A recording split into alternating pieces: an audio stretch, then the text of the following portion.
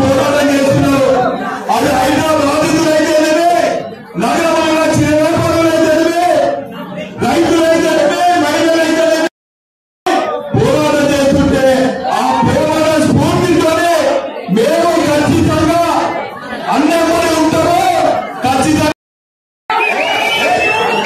ఇది న్యాయ పోరాటం, ఈ ధర్మ పోరాటం, ప్రజల రక్షణ తీసుకున్న పోరాటం.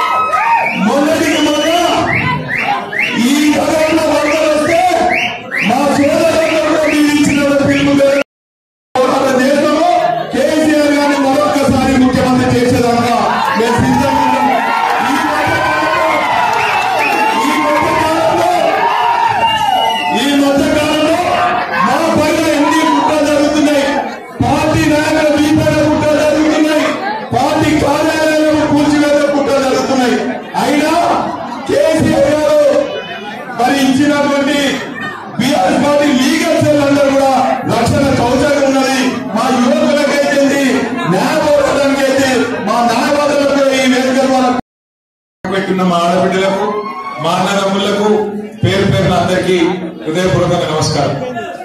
16 సంవత్సరాల కిందట పెద్దలు కేసీఆర్ గారి నాయకత్వంలో ఆనాడు తెలంగాణ ఉద్యమాన్ని, తెలంగాణ రాష్ట్ర సాధన కోసం ఆ రోజు కేసీఆర్ గారు తెగువతో తెగుప్పితో ఇచ్చిన పిలుపు, కేసీఆర్ సచ్చుడో తెలంగాణ వచ్చుడో ఏదో ఒకటి జరగాలి అనే ఒక పిలుపునిచ్చి ఆ రోజు తెలంగాణ సమాజాన్ని కదిలించిన రోజు దీక్షా దివస్. 16 సంవత్సరాల కిందట 2009 నవంబర్ 29 నాడు కేసీఆర్ గారు కరీంనగర్ లో బయలుదేరి సిద్దిపేటకు పోయే క్రమంలో ఆ రోజు వారిని అరెస్ట్ ఖమ్మం జైలుకి తీసుకుపోయిన సందర్భం నా మనసులో ఇంకా తాజాగా తిరుగుతూనే ఉన్నది. నాకు ఇంకొకటి బాగా గుర్తున్న అనుభవం, ఆ రోజు కరీంనగర్ అరెస్ట్ చేసిండు అలగనూరు చౌరస్తాలో. అరెస్టు చేసిన తర్వాత కేసీఆర్ గారిని కారులో వేసుకుని లక్ష్మీకాంతరావు గారిని, కేసీఆర్ గారిని, నాయన నరసింహారెడ్డి గారిని కారులో వేసుకుని ముందుకు వెళ్ళిపోయినారు. అనుకోకుండా అక్కడ జయశంకర్ గారు, పెద్దలు ప్రొఫెసర్ జయశంకర్ గారు అలగనూరు చౌరస్తాని పోలీసు వాళ్ళు వారిని పికప్ చేయడం కొద్దిగా హడావుడిలో మర్చిపోయినారు. మేము కరెక్ట్ గా ఇంకొక 2 నిమిషాల తర్వాత అక్కడ చేరుకున్నాం. చేరుకున్న తర్వాత జయశంకర్ గారిని తీసుకొని కారులో ఎక్కి పోలీస్ జీబులను వెంబడిస్తూ మేము కూడా బయలుదేరి వరంగల్ దిక్కు వచ్చేసినాం. వచ్చేసినప్పుడు సరిగ్గా కాకతీయ విశ్వవిద్యాలయం దగ్గర చౌరస్తా కాడ పిల్లలందరూ రోడ్డుకెక్కి ఆ రోజు రాస్తారోకో చేస్తా ఉన్నారు. రాస్తారోకో చేస్తుంటే నేను దిగి జయశంకర్ సార్నేమో, సార్ మీరు ఇంటికి పోండి, నేను ఇక్కడ ధర్నాలు కూర్చుంటా అని చెప్పి అక్కడ ధర్నాలు కూర్చున్నాం. కూర్చుంటే ఆ రోజు అరెస్ట్ చేసినారు పోలీసు వాళ్ళు. అరెస్ట్ చేసి తీసుకొని పోయినారు. తీసుకొని పోతుంటే మళ్ళీ హన్మకొండ చౌరస్తాలో పోలీస్ వ్యాన్ దుంకి ఆడికెళ్లి బయలుదేరి పక్కనే జయశంకర్ గారి ఇల్లుంటే ఆ ఇంట్లోకి పోయి అక్కడ అందరం కూడా కూర్చున్నాం. కూర్చున్న తర్వాత ఒక 2 గంటల తర్వాత పోలీసు వాళ్ళు వచ్చి మిమ్మల్ని ఆల్రెడీ అరెస్ట్ చేసినాం, మీరు తప్పించుకున్నారు, సెంట్రల్ జైల్లో ఆ రోజు నన్ను ఇక్కడనే ఇదే వరంగల్ గడ్డ మీద జైల్లో పెట్టి తెల్లారి రాత్రి 30 తారీఖు రాత్రి ఎప్పుడో దగ్గర ఒక 30-35 గంటల తర్వాత విడుదల చేస్తే వెంటనే బయలుదేరి ఖమ్మంలో ఎక్కడైతే కేసీఆర్ గారు ఉన్నారో అక్కడ పోయినాం. ఇక తర్వాత 11 రోజుల దీక్ష.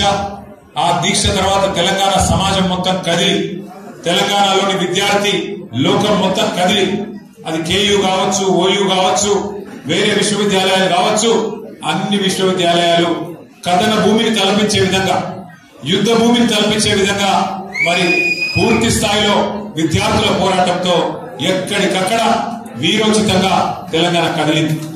శ్రీకాంత్ మొదలైన మలిదశ తెలంగాణ ఉద్యమం ఒక్కసారి అంటే సరిగ్గా 11 రోజుల పాటు కేసీఆర్ గారి నిరాహార దీక్ష ముగిసేదాకా, తెలంగాణ ప్రకటన వచ్చేదాకా అద్భుతంగా ఒక సముద్రం అలలాగా ఎగిసి పడ్డది, ఒక తుఫాను వాతావరణం సృష్టించింది 16 ఏళ్ల కిందట.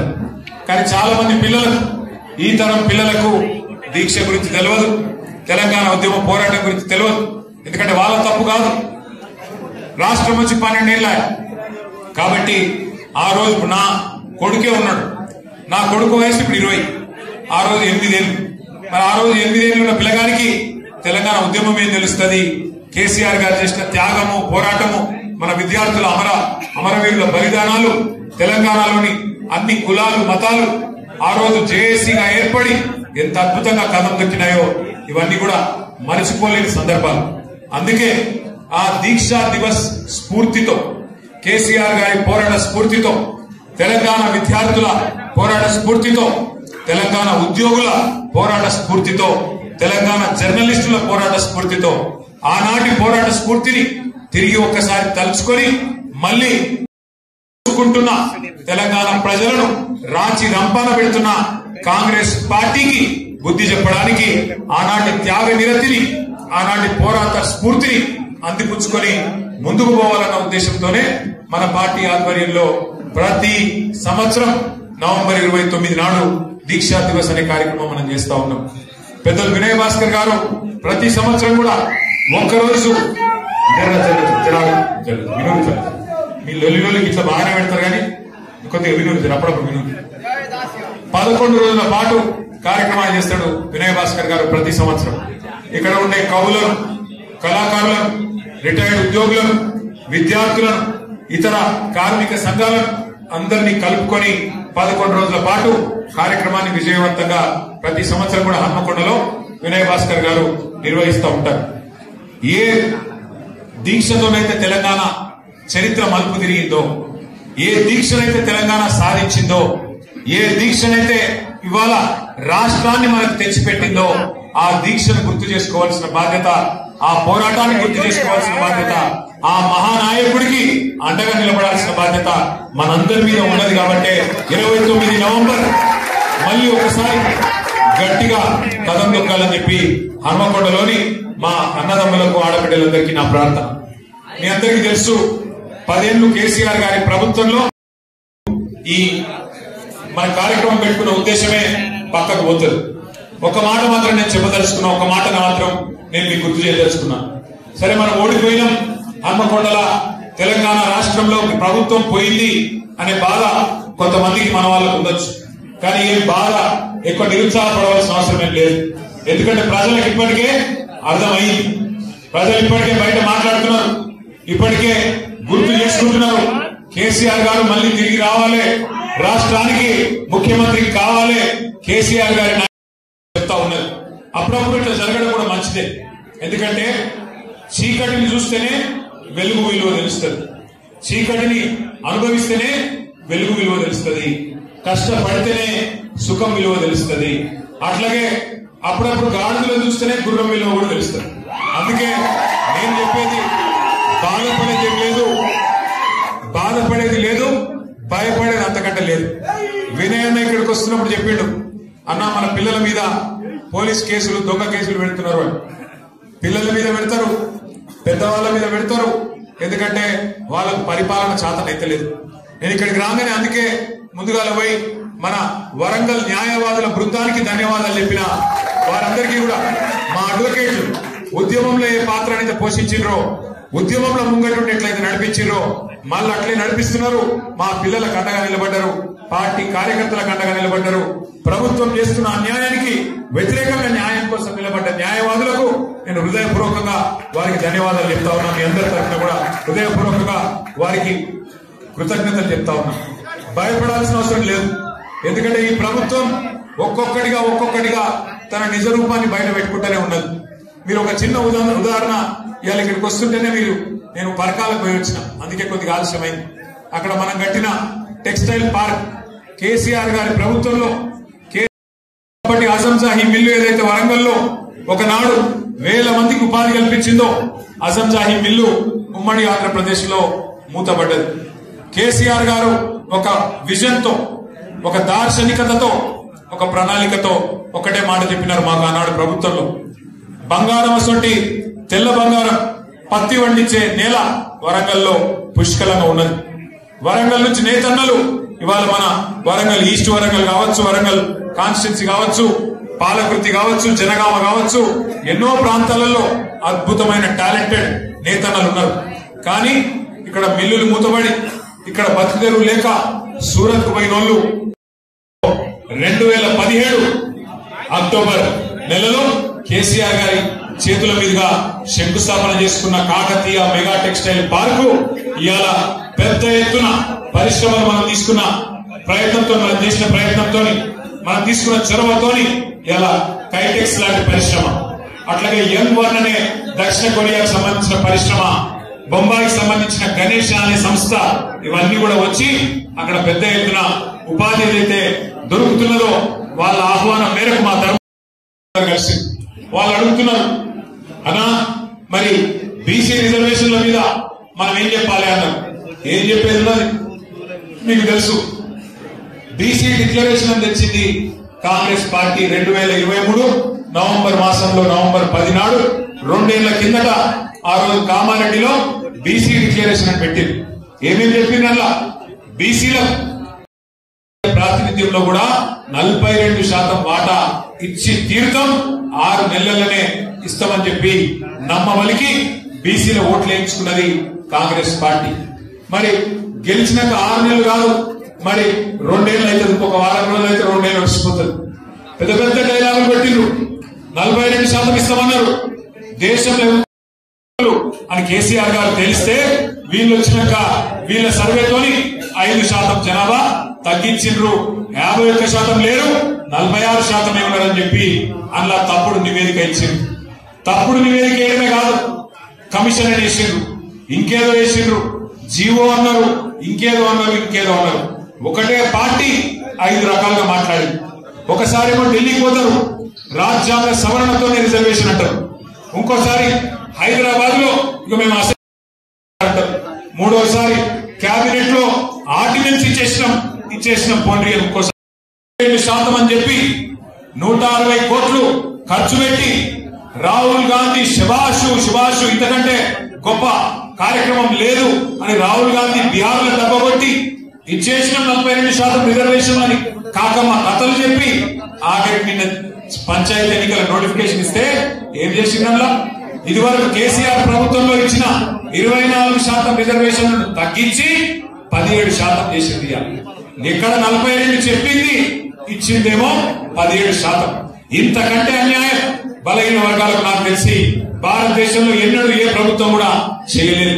అంటే అప్పుడే తెలంగాణలో సామెత ఉండదు, వెనకటికి ఎవడో కొండంత రాగం తీసి ఆఖరికి గాడిని పాడవాడినాడు. ఒకట్లున్నది రేవంత్ రెడ్డి కథ.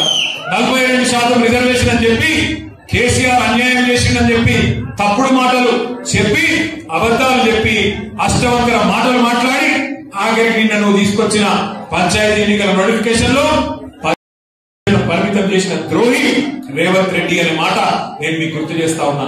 ఒక్కసారి ఆలోచించండి.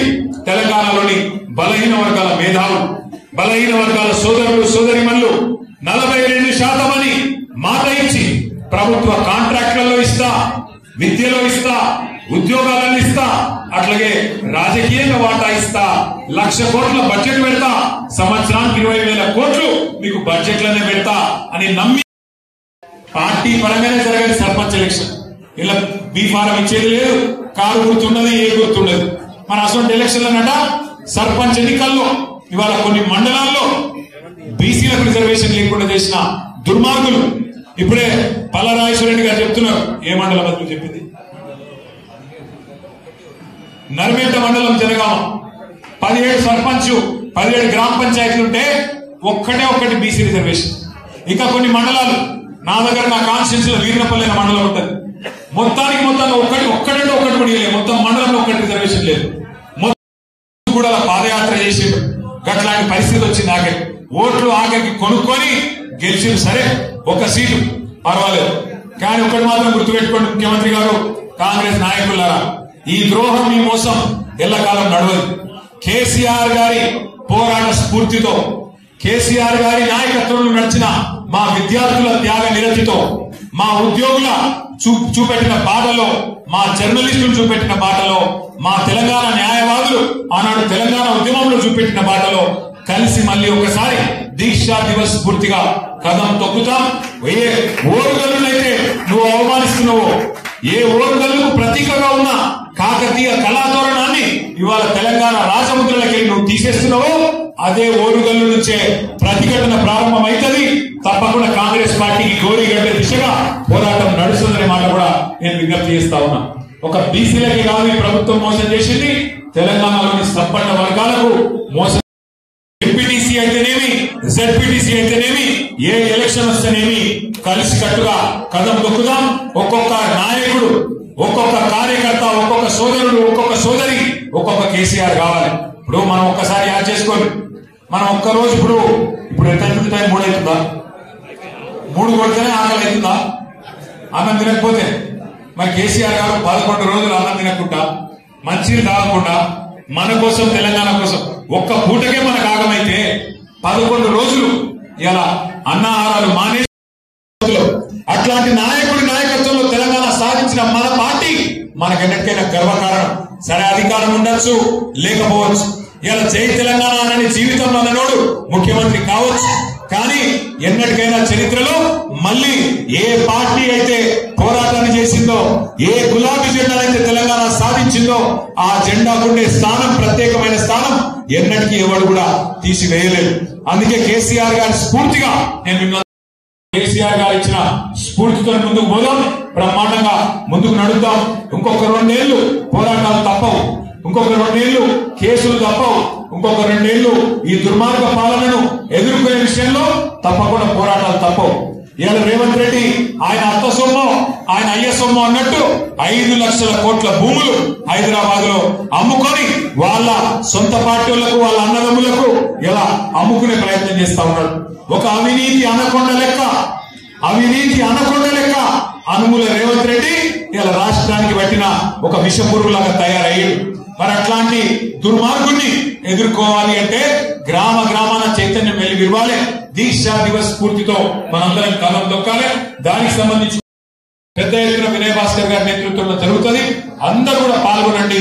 పెద్ద ఎత్తున ఆ రోజు సన్మానం చేయండి. ఆ రోజు అదేవిధంగా 11 రోజుల పాటు మీ దగ్గర కార్యక్రమాలు చేస్తారు. ఉద్యమంలో మనతో కలిసి నడిచిన వాళ్ళు, న్యాయవాదులు కావచ్చు, విద్యార్థులు కావచ్చు, జర్నలిస్టులు కావచ్చు, కవులు, కళాకారులు, ఇంకా ఇతరులు, కుల సంఘాలు అందరినీ కలుపుకొని ముందుకు నడవండి.